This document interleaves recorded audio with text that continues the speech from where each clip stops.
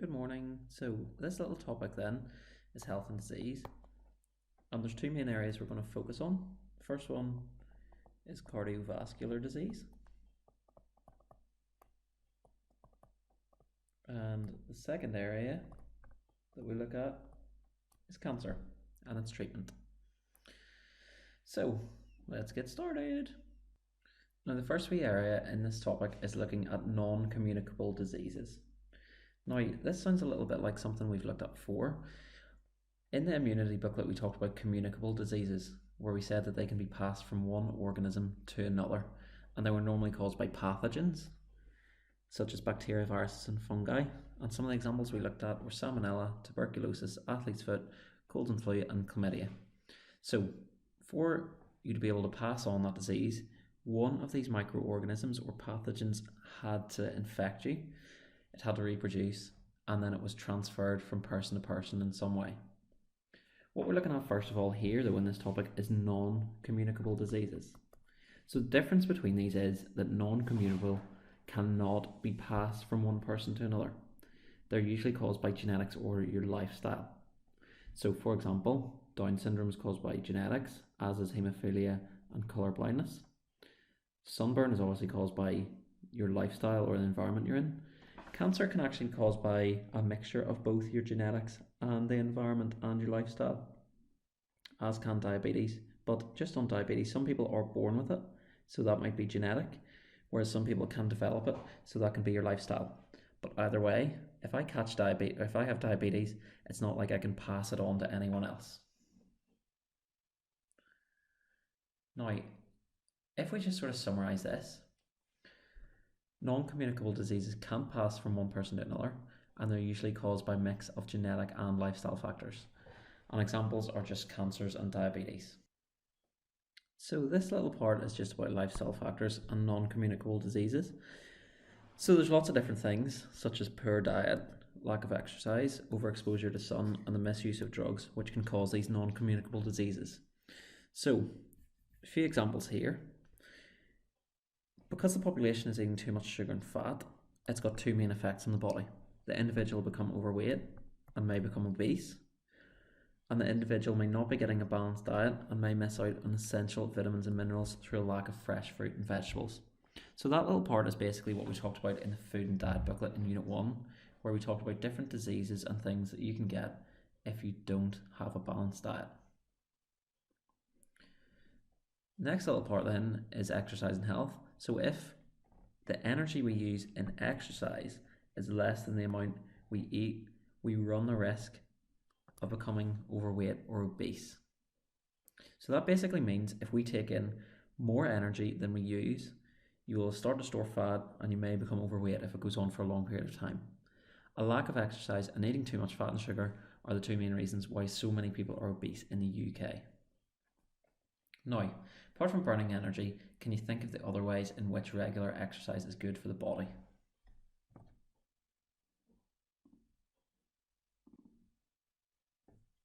The main ways it's good for the body is it can strengthen your bones, help your circulatory system, and lift your mood.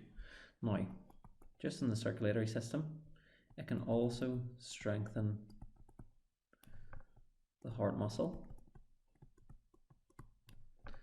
and decrease the chance of heart disease, which we'll look at later on in this video. There's also overexposure to the sun. So in particular, it's the ultraviolet or UV radiation from the sun, which can cause skin cancer. The UV light can cause mutations in the skin that may lead to skin cancer. In the UK, the number of people getting skin cancer is rapidly rising, but the possibility of getting it can be reduced by covering up, using sunscreen, and staying out of strong sunlight. Now, these are 3 ways to decrease the risk of skin cancer. There's also misuse of drugs, and in particular, the main one we're looking at here is alcohol. So many people drink alcohol in moderation and are unlikely to suffer serious harm. However, many people drink too much alcohol and can cause harm to themselves and others. So some ways which alcohol can cause harm to the body then. Now, one of the biggest ways or biggest things people hear about is pregnant women not drinking alcohol. And this is basically why. It can cause a disease known as fetal alcohol syndrome. So here's a little fact sheet about it. You can pause it and have a little read through. But there's lots of negative effects on children if a mother drinks while pregnant. They may experience slower growth of the fetus or a smaller child at birth. They may generally be smaller children and adults. They can have small heads, small eyes, a cleft palate, short nose, flattened forehead, smooth area between the nose and lips, and thinned upper lip. They may have learning disabilities. They may have behavioural problems and attention deficit. They may have speech and hearing problems and heart and kidney defects. And this is all caused by pregnant women drinking while pregnant, so it's quite serious. But apart from that, these are some other harmful effects of alcohol. Long-term excessive use of alcohol can damage the liver and other organs. Binge drinking, which is basically where you drink large amounts of alcohol in a short time. So you go out in the rib and you have a little dance and boo, boo, boo, boo, boo. That can cause particular harm to the body because you're basically overloading the body with a large amount of alcohol in a short period of time. As well as that, drinking heavily during pregnancy can cause the fetus serious harm known as fetal alcohol syndrome. Now, another misuse of drugs then is tobacco.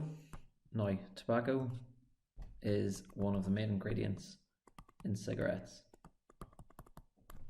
So, in this, we all know smoking can cause damage, but what are the specifics of it?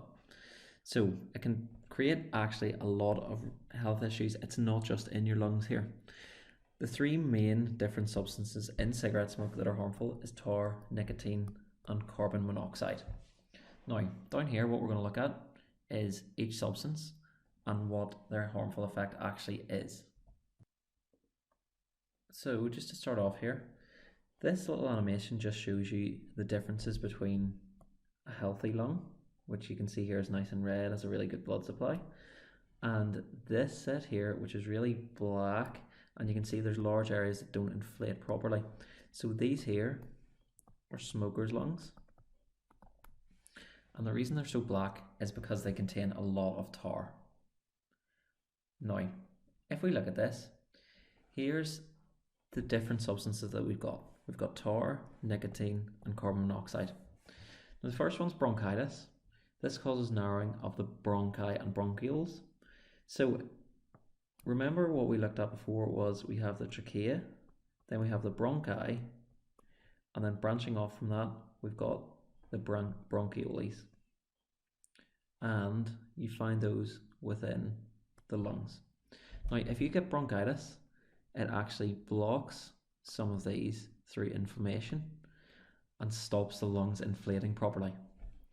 You also got emphysema, which damages the alveoli. So the alveoli were these little air sacs, which are that sort of shape with the little capillaries around them. And then the blood flows through there and the oxygen moves from there into the blood. So emphysema is when these alveoli get damaged, and instead of being this sort of shape, they end up becoming this shape, and that reduces the surface area for gas exchange to take place.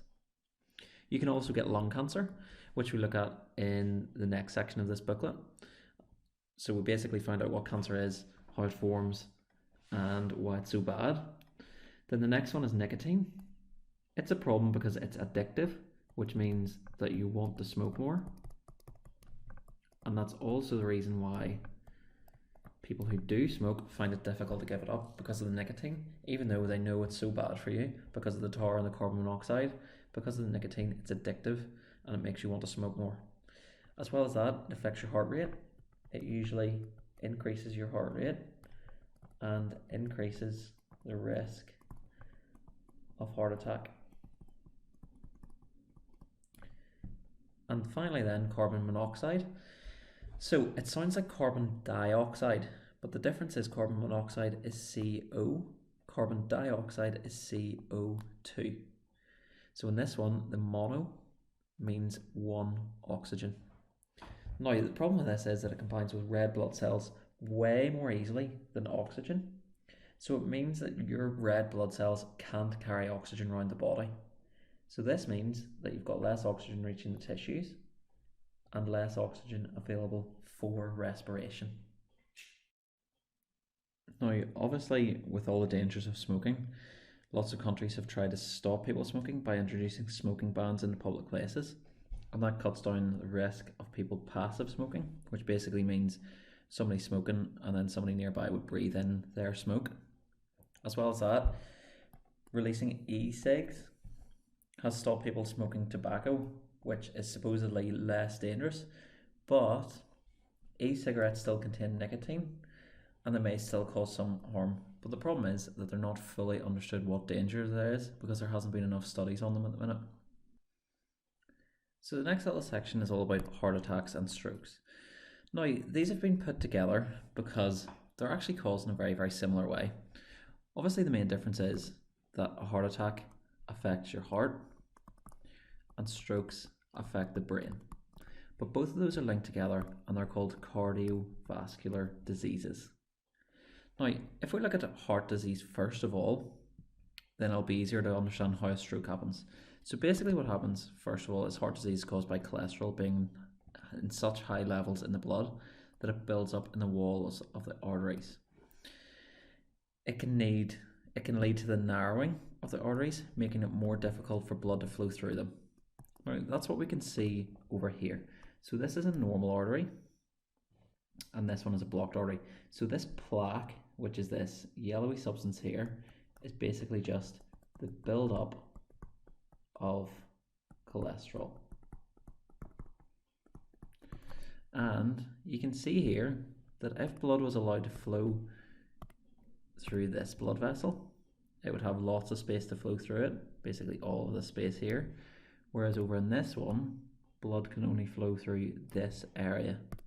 So you can see here that if this is the only place blood can flow, there's less space for the blood to flow through it. So we've basically created a little blockage here. Well, we've created a narrowing first of all, but that's going to lead to a blockage later. Now, it's more likely to happen in the coronary arteries because they're very narrow. They supply the heart muscle, and this is known as coronary heart disease. So when the coronary arteries, which are here on the surface of the heart, get blocked, that's known as coronary heart disease. Eventually, a coronary artery may become so narrow that a blockage results, and maybe you get a clot, and it stops the blood from flowing. Now, that part of the heart muscle cannot receive oxygen and glucose, so no respiration can take place. Some of the cells die, and you get a heart attack. Now, we're going to summarise this in a little flowchart just so we're all totally clear on it. But if you just have a look at this, what we're saying is, say for example, you get a block. Now, if you get a little block in this part, that basically means that the little areas after it, these blood vessels cannot carry blood to the cells in this region. So that means that the cells in this region might die. Now, that would be a pretty minor heart attack. What's really dangerous and what can be fatal is if you get a blockage in one of the main coronary arteries. That means that the blood can't travel through here, can't travel through there or there or there, and that damages all the blood or all the tissues in this area. So this whole area of heart tissue would die because it wasn't getting enough glucose or oxygen for respiration. So it is actually pretty important whereabouts it happens. Now, this is basically what happens. So you get high cholesterol levels in the blood. There's a buildup of the cholesterol that causes the coronary arteries to narrow. That leads to a blockage. Now that means because it's blocked, the blood which is carrying the glucose and the oxygen can't pass through the coronary arteries to reach the heart muscle. That means that the heart muscle cannot respire and produce energy, so the heart muscle cells die. And that is basically how a heart attack is formed. Now, it's really important that we talk about these things. So if you had to answer a question on it, you talk about a blockage, you talk about glucose and oxygen, that stops respiration. And then you need to say the heart cells die. Okay, so lots of keywords in there. Usually people will just say something like there's a blockage, so it can't get blood, so you have a heart attack. And that doesn't include any of the important information. The important information is you get a blockage, it stops the blood flowing so you can't get enough glucose and oxygen, it stops respiration from happening, so your heart cells die. Now, as I said, heart attacks and strokes are very, very similar. So let's say, for example, we looked here, you get a blockage in the coronary artery and it kills the cells in this region of the heart. Okay? The only difference with a heart attack and stroke is that in a stroke, it's a blood vessel which goes to your brain, which gets blocked. So let's say, for example, we get a blockage in here. That means that all the cells in this region will die. Now, obviously the effects of a stroke are a bit different. So if you were to get a stroke, the part of the brain which is affected will stop functioning properly. Now, depending on what part of the brain that is, it can cause paralysis, issues with speech, or even personality changes. So they can be quite wide-ranging and quite severe.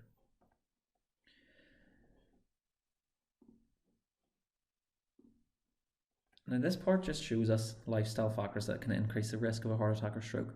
So if you're a smoker, that can obviously increase risk. Excess dietary fats can also increase it.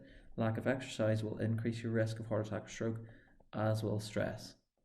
So obviously then, if you want to try and reduce your risk of stress, you need to stop smoking, have a healthier diet, take up regular exercise, and try and reduce your stress levels. So the final part of this is treatments for cardiovascular disease.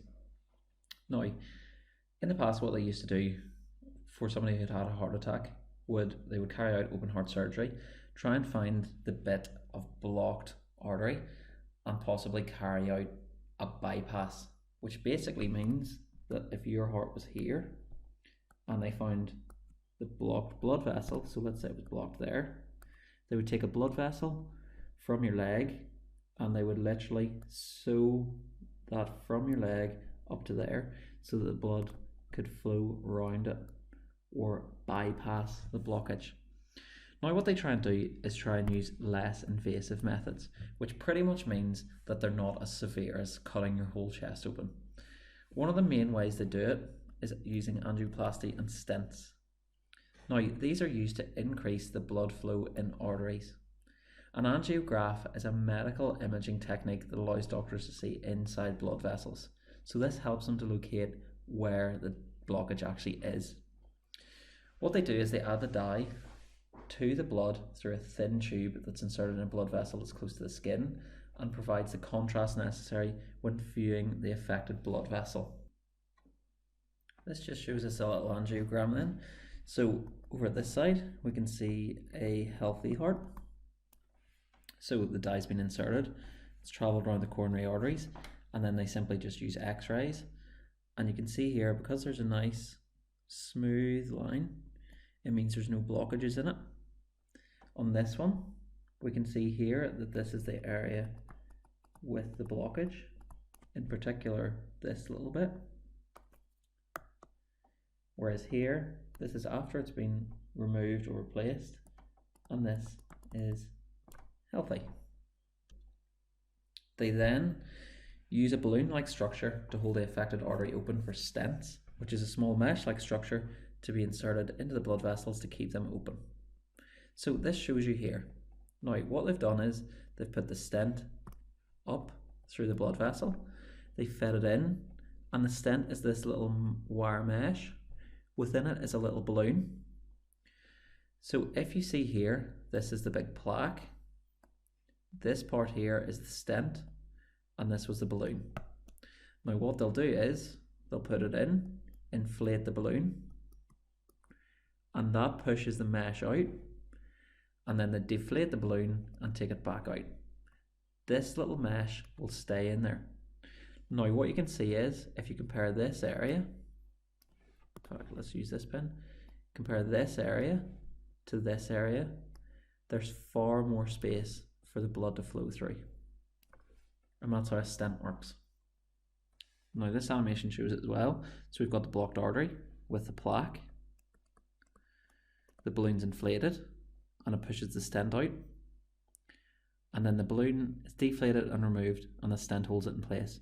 And we can see the big area where the blood can now flow. If we look at this bit up here, this is the blocked artery. The catheter is inserted into the artery and it travels up to the blockage. Now remember, they use an angiograph to locate where the blockage is. They inflate the balloon, it expands the stent, the balloon's deflated and removed, and the stent holds the artery open. Final part of this then is just also showing a prevention. So drugs such as statins and aspirin can also help protect against cardiovascular disease. Statins work by reducing blood cholesterol. So statins